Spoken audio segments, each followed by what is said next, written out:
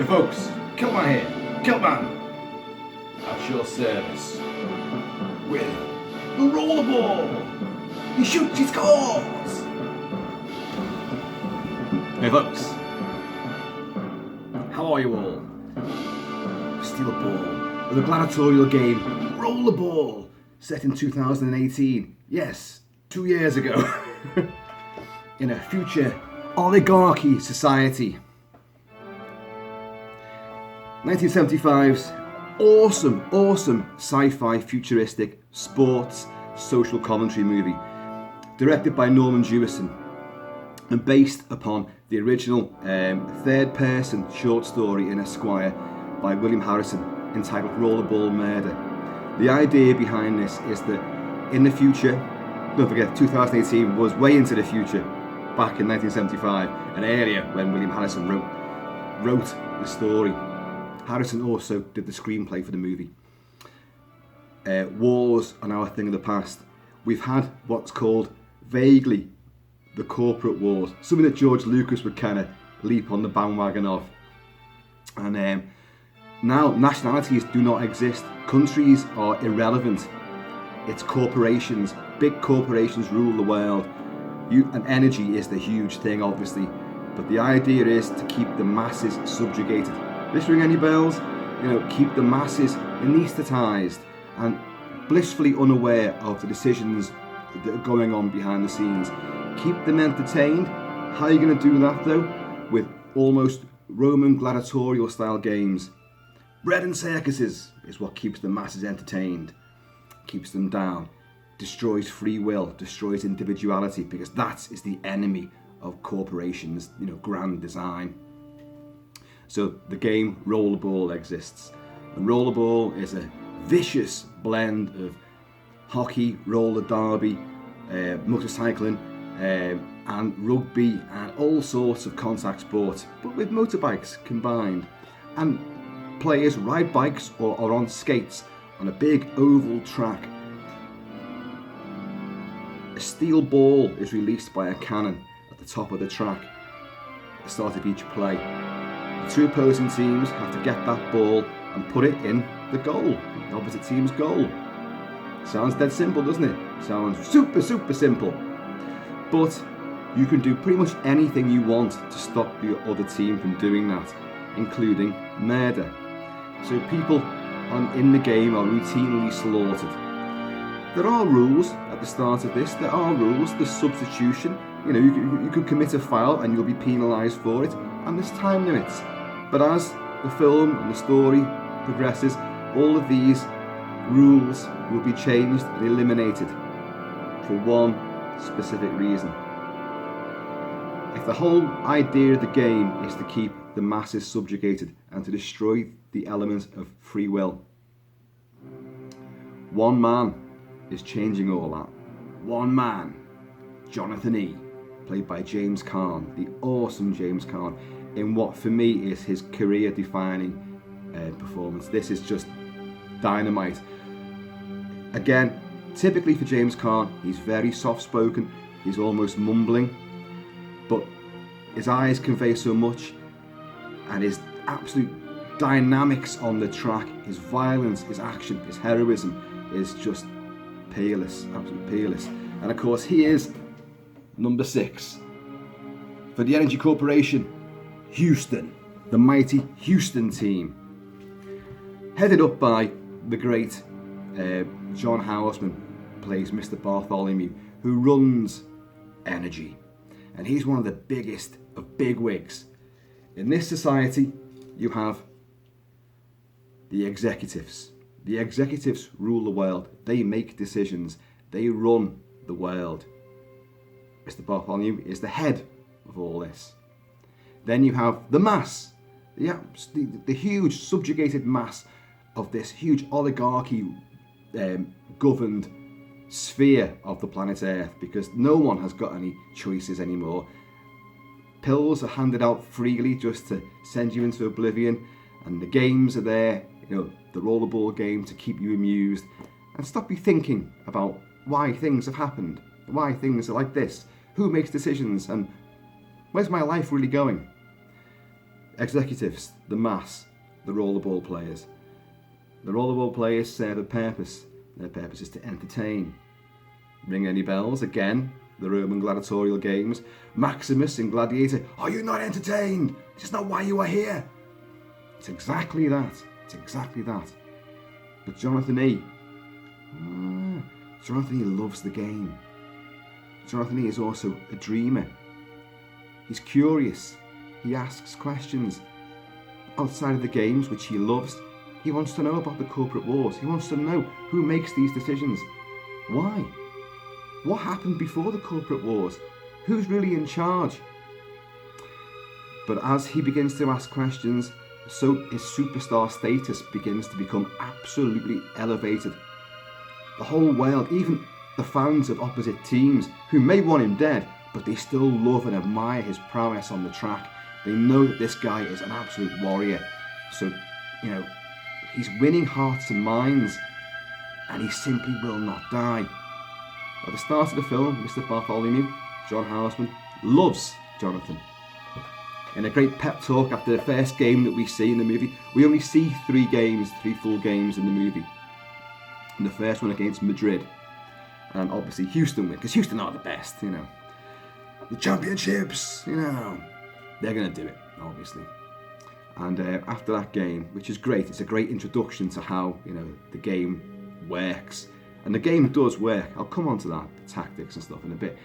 But after that game, Mr. Bartholomew comes into the dressing room, as any sort of manager would do, and he gives them all a big pep talk. Moon Pie, who is Jonathan E., James Caan's best friend. Moon Pie, played by John Beck, awesome. He's a pure cowboy in this night, and a bit of a renegade as well. He gives one of these pills to Moon Pie. You know what that's going to do to you, Moon Pie? It's going to make you dream. It's going to make you dream you're an executive. You can make decisions. But you know what? Do you know what executives dream about?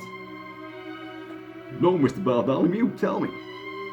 They dream they're great rollerballers. They dream they have muscles and they bash in faces. They dream they're Jonathan. And the whole team begins to chant, And how's our hero feeling? Feeling mean, Mr. Bartholomew? Our hero's feeling mean. Great city, Houston. Great city. Great team. Great stuff out there tonight. And then he walks out. So you that seems like, okay, he's on their side. He's G'ing him up. No. So long as everyone toes the line, plays the game, keeps their mouths shut, just entertains the masses, doesn't entertain any ideas of free will, self-belief, curiosity, then everything's going to be okay. But the minute you begin to question all this, Jonathan E. He has a massive ranch, he has a fleet of horses. Do you call him a fleet of horses? I don't know, he has a lot of horses. And he can want for nothing really. Women, literally on an assembly line delivered to him. But he was married to the great Maud Adams, and but she was taken away from him by an executive who wanted her for himself. So already, Jonathan E's got a bit of a chip on his shoulder. Why am I doing this for them? Why? Mr. Bartholomew gets him on what's called Multivision. Multivision sounds like it's pretty much the only TV channel that you're going to get in this world. But everyone watches it. And we've got you on Multivision, a big biography of your career so far. And if you watch that sequence, there's a great big party taking place. And if you watch on the screens, there's lots of footage from games you haven't seen. So they did a lot of filming of matches and fights on the track and stunts. And you really want to see these games too. But the film isn't like that. The film is structured so you have the three games: Madrid, Tokyo, fateful one in Tokyo, and the finale against New York. And in between all of that, you have very languid, slow, a journey of discovery. Jonathan E. begins to travel the world to find answers. He goes to Geneva, where the last library is held. There's no books anymore, but everything's computerized. Again, how prescient was that? And the great Sir Ralph Richardson, he's the librarian. And in a famous sequence, of course, the computer Zero has lost the entirety of the 13th century. And nothing much happened there anyway, just Dante and a few corrupt popes. But, history is consigned and rewritten and reworked. You guys, us, the masses, don't need to know any of that because it's irrelevant. You might start thinking, you might start getting ideas, and the corporations do not want that. The links between sport and corporate, empires has always been there. Look at today, Premiership, baseball, American football, any sporting endeavour is run by big commerce and corporations. Rollerball just takes it to another degree because it's saying basically that governments don't really exist. Governments are run and funded by big corporations. And big corporations pull all the strings. So, and obviously, we're getting kept beneath all this canopy. So, this soundtrack, by the way, this is the Rollerball soundtrack. Andre Previn and the London Symphony Orchestra pretty much did a lot of classical stuff. Bach, Shostakovich, and Albioni, Tchaikovsky. And this is Executive Party, which is a bit of a funky, 70s sort of electro, sort of thing, which Andre Previn came up with. I'll come onto the soundtrack a bit more because it's very important. To keep Jonathan E quiet and to try and force him out the game, because Bartholomew realises he's becoming too powerful.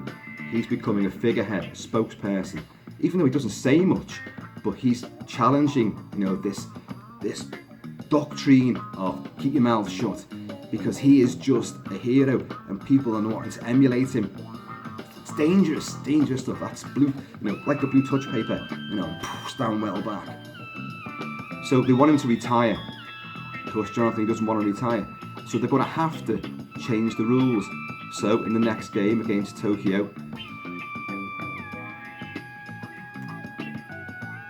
what the hell was that floating past there? There's always things that try to get involved. The sun is beaming, so we've got little dust motes creeping in here. So add a bit of spectral ambience to this. I'm just going to turn that down a wee bit. So they're going to change the rules. Limited substitution, and I think there's no penalties and that sort of thing. So Moon Pie, John Beck, Jonathan E's best mate, is renowned as being the old super Moon Pie. That's what he does. He goes up on the top of the track, and it's sloped and it's an oval track, and he'll come down behind a biker because you have a couple of bikers on your team. On the back of the bike is a leather loop, so the actual skaters can hitch a ride behind the bike. Whenever the ball is in play, it's got to be shown in the hand. It's got to be shown. Once the ball is lost, that's it. It's in the gutter. You've got to start again. Another ball will be fired out. So they hitch a lift behind these bikes. But Moon Pie has this little trick. It's the old swooper. He'll come down off the top of the track and he'll do pretty much a 2-footed Captain Kirk style drop kick and take a biker off. It's illegal. The first time he does it in the Madrid game, he gets penalised for it. But then after that, no one's asked, because there's something behind the scenes. And he does his old trick, and he takes out a few of the Tokyo players, and next thing you know, the Tokyo players get their revenge, and they beat him up. They target him, they take his helmet off, and they have steel-studded leather gauntlets. I actually have one of the gauntlets from the film, and do you know what? I can't find it. I've said before about the ghost in this house. I'm going off on a very quick tangent here. The ghost in this house, which nicks things from me all the time. I'm not clumsy. I don't lose things.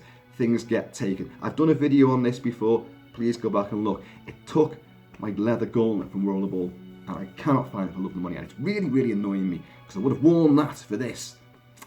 Anyway, so they take his helmet off and they punch him in the head with the studs.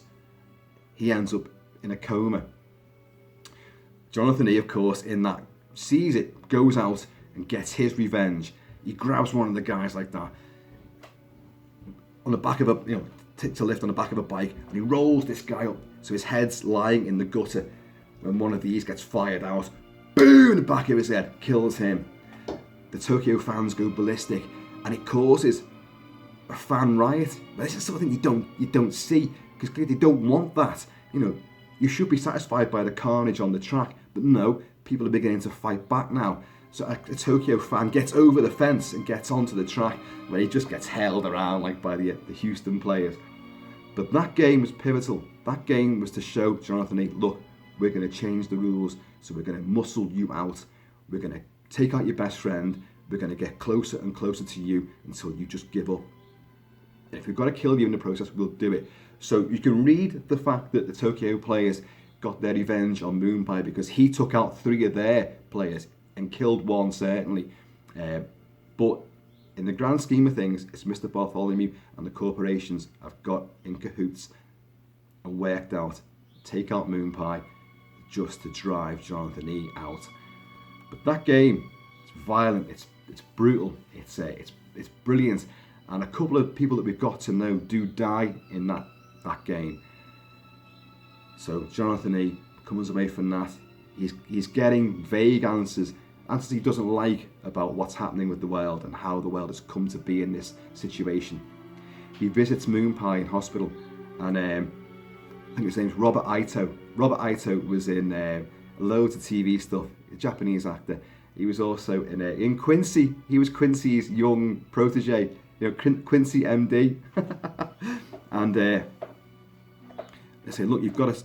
Actually, I think it's Bert Kwok, who was Kato in the Pink Panther movies, is the actual surgeon. And he's saying, look, we've got to shut this guy off. He's just a vegetable. Sign here, please, because you're like basically his next of kin. And Jonathan, he goes, no, even plants have feelings. They turn towards the sun, don't they? See, he's thoughtful, he's reflective. Despite his pugilistic violence on the track, he's a very thoughtful, sensitive man. And Bert Kwok said, no, sign here, please, sign here. And he goes, no, I'm not going to do it. You leave him be. And he's going, no, the hospital has rules. And in one of those great understated lines, the way that only James Caan can deliver, he just goes, there are no rules. Your rules don't matter. Leave him be. In a very quiet, subdued, but that rage is there. So you now get, his wife was taken from him, and this endless slew of women have brought to him. In another little trick, they bring back Maud Adams, his wife, the one he truly loved, and she's just a bargaining chip to try and get him to retire, to step down from the game. He sees through it, and he now realises that there's no levels that these people will not stoop to. So he steps into the final game, the championship title against New York. And it's just, there's no time limits, there's no substitution, there's no penalties. You just play until there's only one man left. And that's how it pans out. Jonathan E takes on all comers, batters everybody, gets done in a fair bit himself, carnage across the track. But he will win, and he will score the only goal in that game. After taking out the last 2 of the New York team, a skater and a biker. The track's ablaze. The skater comes through the wall of flame. Jonathan grabs him, throws him over the rail at the top, right in front of Mr. Bartholomew, and beats the shit out, kills him. Mr. Bartholomew's watching this because this is not what he wanted. This is going totally against what he wanted. The biker sees, you have little indicators as to all the players, and the lights wink out when someone's gone. And the biker just goes, he's on his own now. So he revs up and he goes for Jonathan. Jonathan clotheslines him off the bike. They roll around into the gutter. Jonathan's still got the ball. And he stands above him and he's going to just completely smash his skull in with the steel ball. But he doesn't do it. Lets the guy go. Takes his helmet off. Takes his gloves off. And just begins to do like a victorious... Oh, sorry. He does go and score the only goal.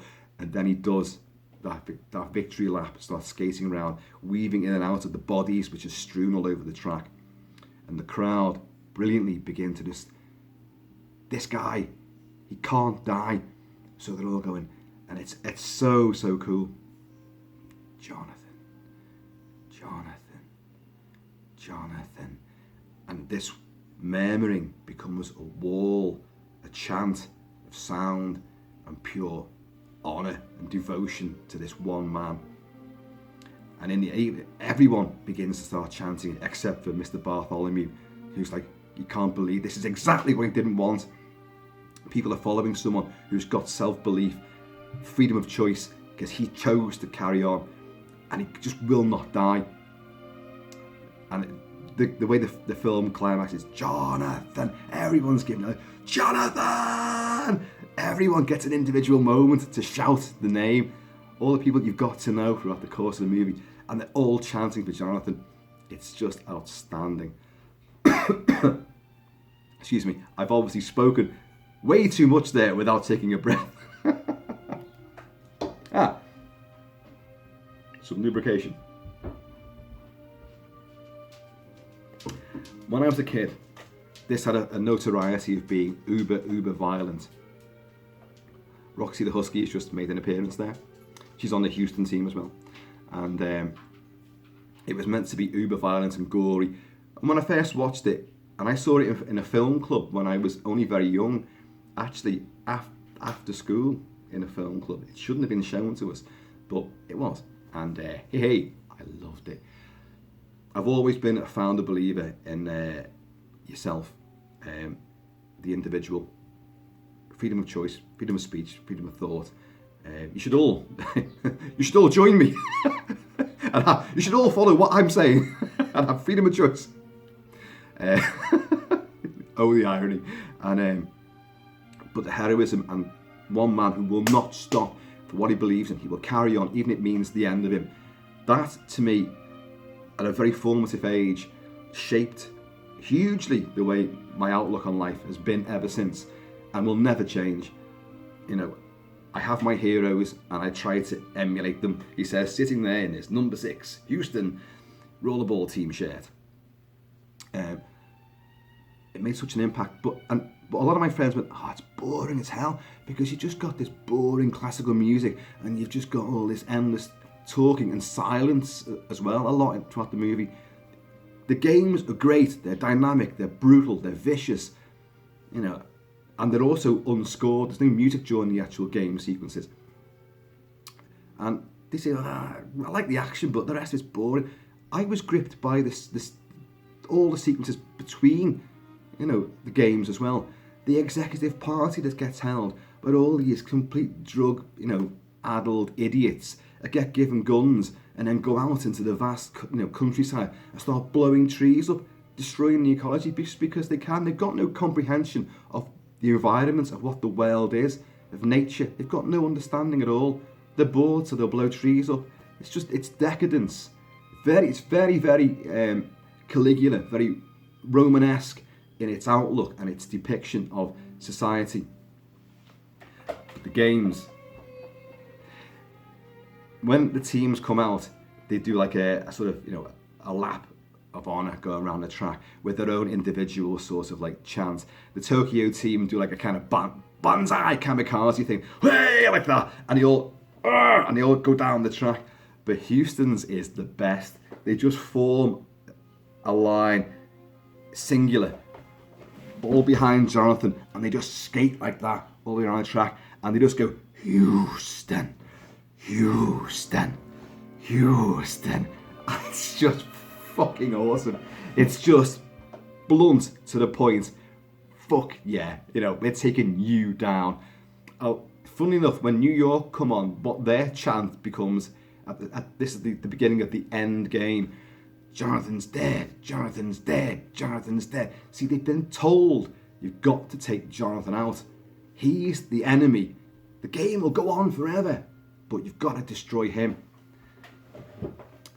And as I say, the violence in it, the stunts are incredible. The bike stunts, rollerball, the game, all the stunt team, after learning it and rehearsing for weeks, and a lot of it's filmed at Pinewood Studios, and a lot of it was filmed at the BMW headquarters in Munich, because of that ornate architecture, sort of neo-modern, I don't know, bizarre architecture, very futuristic. And it's now the Audi headquarters, I think. And after like the all their training and the days, shoot, they were bored and they go like, hang on, why don't we play rollerball for real? And they worked out they could play it. The game, the rules do exist. They do work. They can play the game. So the bikers and the skaters were going around the track. I did a video on a stuntman called Dick Warlock. Dick Warlock is Kurt Russell's, or was Kurt Russell's, stunt double in many, many movies. And he's awesome. He played Michael Myers in Halloween 2 as well. He got injured on the stunt team for rollerball, but he remembers it really well. I've seen an interview with him and he talks about it at length. And the stunts are incredible, really pugilistic, violent, and you kind of wince when you see them. There's a bike hits a body and then hurtles through the railing into the crowd. Bodies are skittled everywhere. They're forever rolling round. They wear leather pants with these great big moulded boots with the skates on, and these jerseys, these orange, whatever team you're playing for, obviously, and shoulder pads. But it's not that gory. It's not. When you do see blood, it's kind of like, oh my god, the blood glints on the studs. It glints on the track. But it's not a viciously graphic film. But people do get massively hurt. There's a great moment where Jonathan's on the deck like that. He's already been clubbed, and a biker, an enemy team biker, comes towards him. And he manages to get out of the way of that. And then one of his own bikers comes up and, come on, make sure it's okay. And one of his skaters is defending this little gathering. And another enemy player comes up, and this guy just fucking knees him right in the face. They've got helmets on with American football style bars, but he still manages to get in there. Boosh! And then with the skates, takes his fucking head. Blah! And you go, oh shit! But it's great. Now, there's a lot more I could say about this movie, but I think I've covered all of the major topics. But I do want to talk about the music. The classical stuff is wonderful, the way it works, the way it plays into it. It adds a dignity and an elegance to it, and a haunting sort of quality as well. A bit like Clockwork Orange as well, where classical music played a huge part towards casual violence and a corrupt government as well. But for many years, I tried to get hold of, I'm going to find this for you. As well as the classical music, you have corporate anthems. Now, Andre Previn composed that Executive Party, and there's another couple of tracks I think he did, but the rest, as I say, is classical stuff. But somebody, and I'm presuming it's Andre Previn, I do not know, because I've looked and I can't find out who did the corporate anthems which played between, before each game. And there's one before the Tokyo game, which as a kid, I so adored. Listen to this, folks.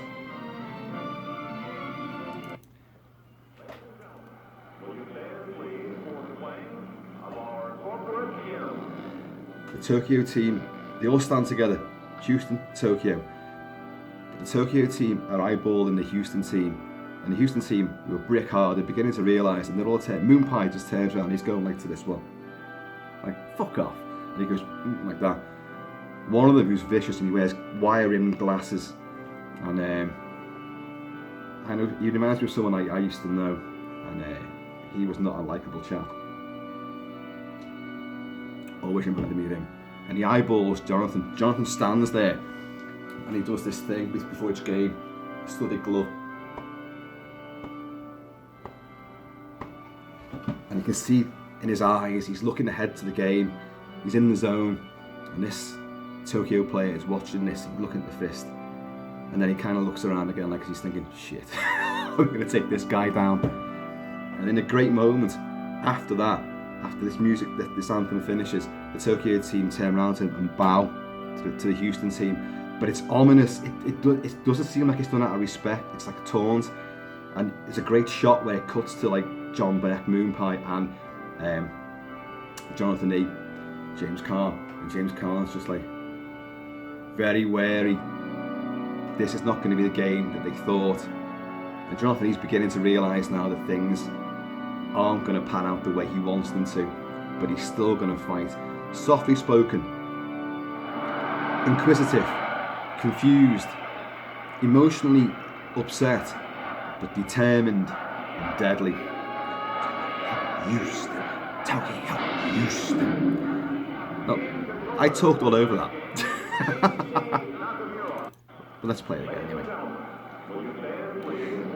I had the big British quad poster for this when I was a kid, about 11 years old, and I had the attic bedroom in my mum and dad's house.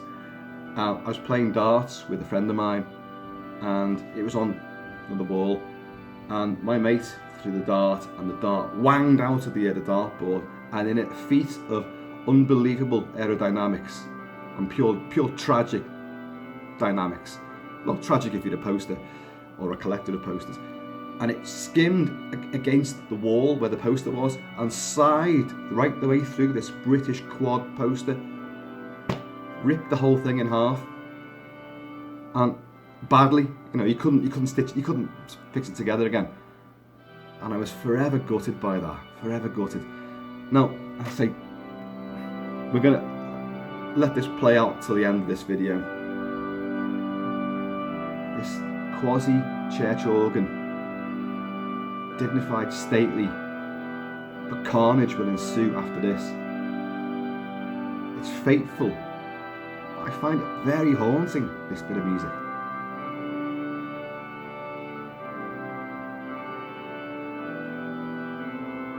If anyone can let me know who composed this, who put this into the film, please let me know, because I don't know. The information might be out there, but I've never found it. It always moved me as a kid. It moves me now. Feel his number 6 individuality. Patrick McGoohan, The Prisoner, was number 6. I am not a number, I'm a free man. Very similar idea. Folks, Rollerball, 1975. See, I didn't mention the crappy remake, and that's all I'm going to say about that. Folks, take it easy, be happy, be healthy, keep it Celtic, keep self-belief, believe in yourself, believe in your ideas, keep them alive, and I'm going to see you all later. They believe they're great rollerballers, they bash in faces, they believe they're Jonathan. Great team, great stuff out there tonight.